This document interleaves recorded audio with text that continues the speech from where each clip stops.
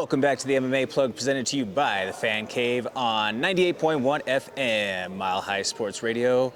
I'm your host, Jordan Kurtz. I'm here with a very special guest for you all here today. We have Denver native, the one, the only, the great and powerful Brandon Raw Dawg Royval. He's about to be fighting for a UFC title this weekend. B, thank you for joining us. Thank you, bro. Sometimes I forget I'm fighting for a belt. I'm like, oh shit, I am. Oh yeah, absolutely. I mean, just right away, what does that feel like? I mean, this is your entire life's work that, this is where hard work meets opportunity. What does that mean for you?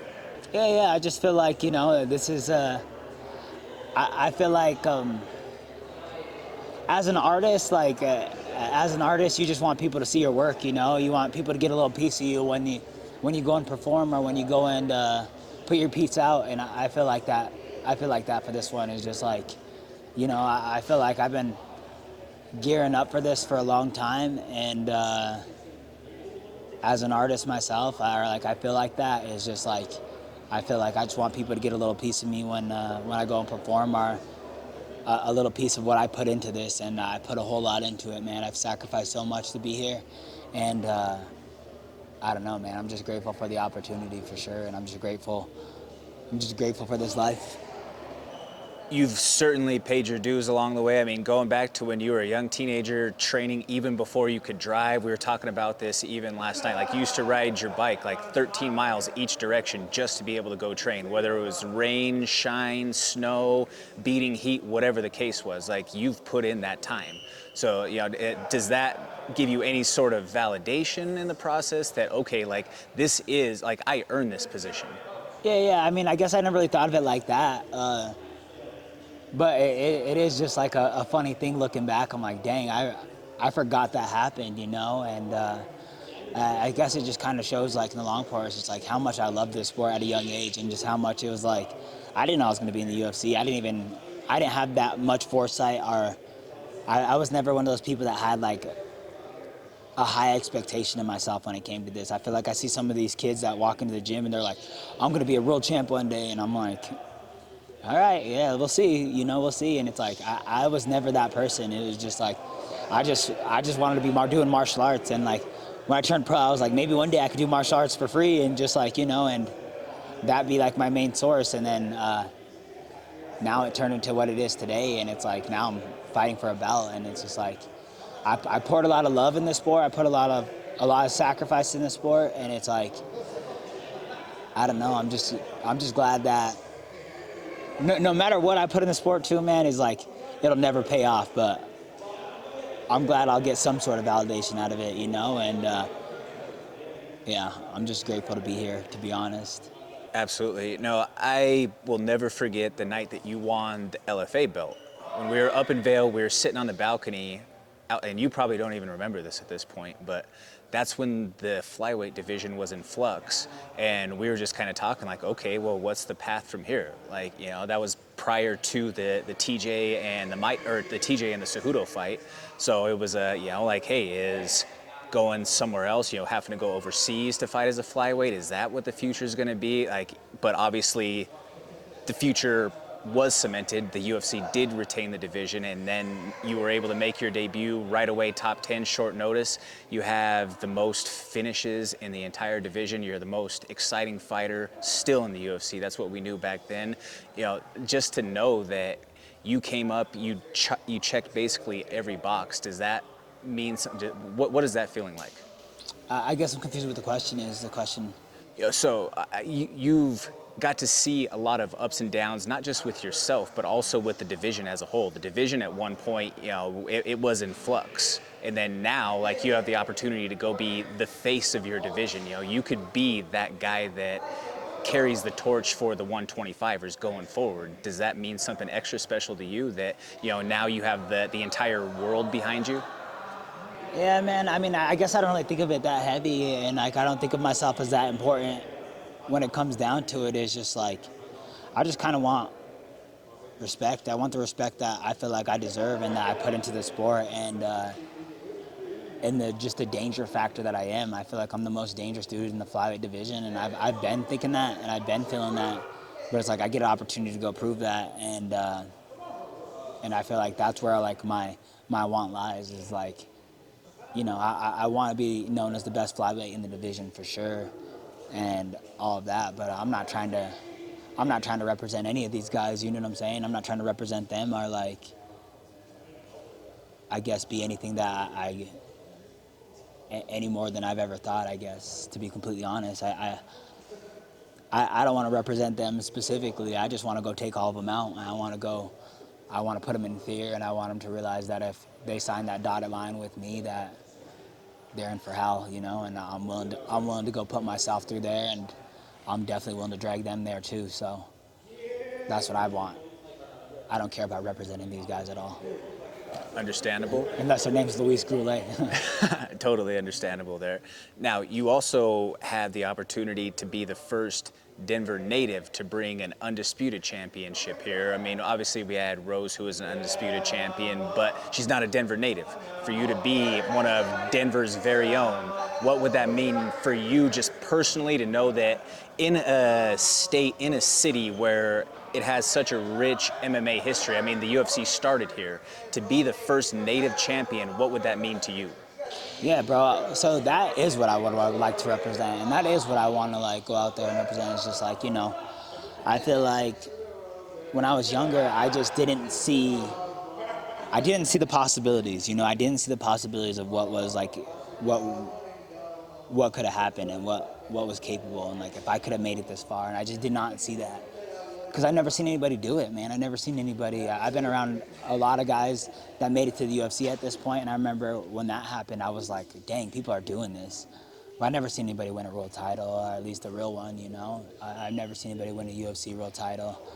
And I feel like to go out there and represent my city and the people around me and the kids that I work with, and just to show somebody that it's capable, man. There are people that are making their dreams come true, and you don't have to do what everybody else is doing and play the safe route. You can go do what you want, and you can go take aim at something that you want and shoot at it. If you do it 100% and you do it wholeheartedly, that it can pay off, man, and it can.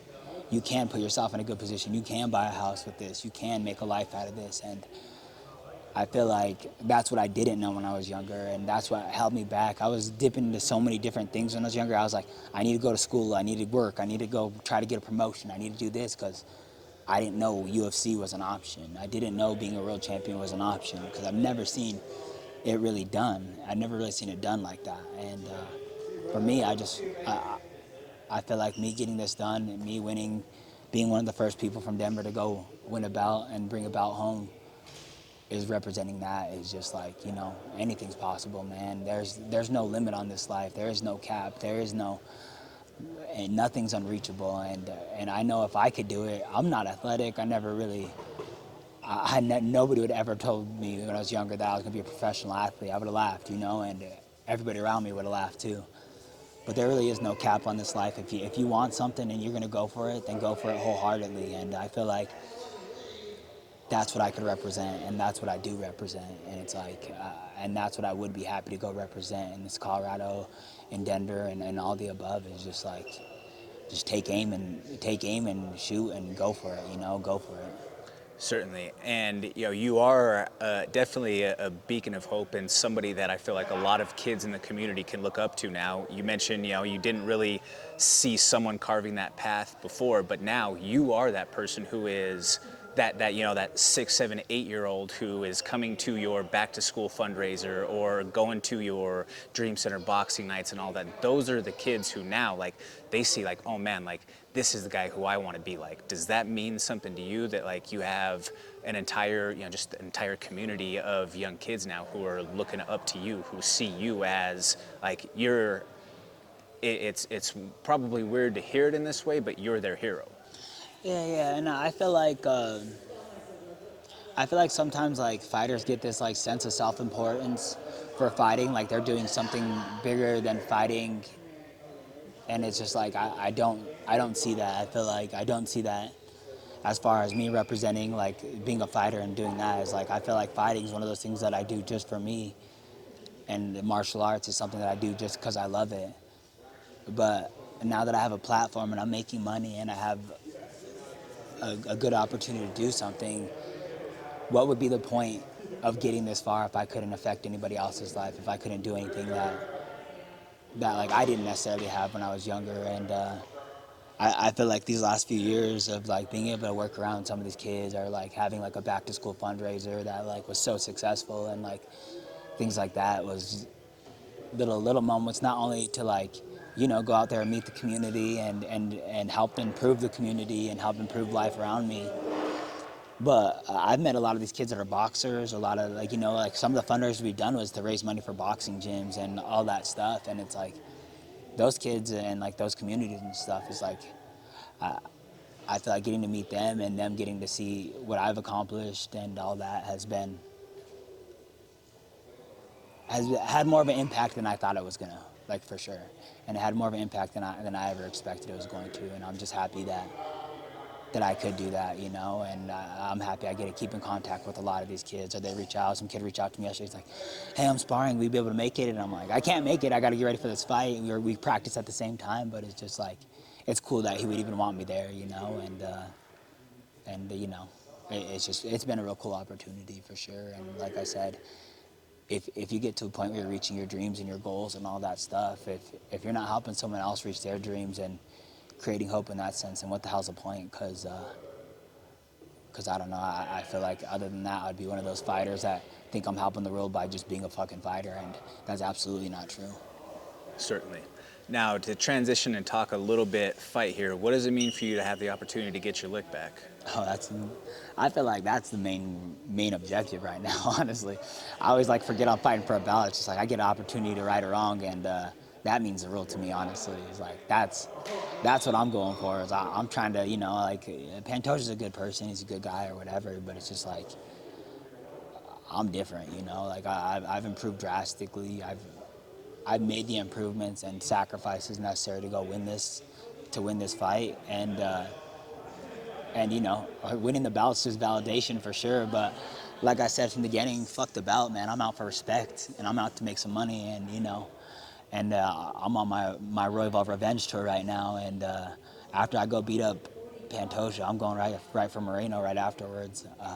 I don't care if he has a fight or not. That's the next fight I want. So yeah, I'm out for personal stuff. I could care less about a bout. I've always said that shit. It's just like, I remember coach had me write down my goals when I was younger. Like I had to be like 18, and we had our goals written down on a board, and it was like everybody's world champion, world champion, world champion. And I remember I had to be like 18, 19, and I wrote, I just want to be the most vicious, most dangerous man in the flyweight division. And I feel like as of right now that rings true, but I can't wait to prove it. And as far as everything else goes, is I've always had a vengeful trait. I've always had a little bit of evil in me, and this is one of those times where it's like I can get that revenge. You know, I can get my lick back. Absolutely.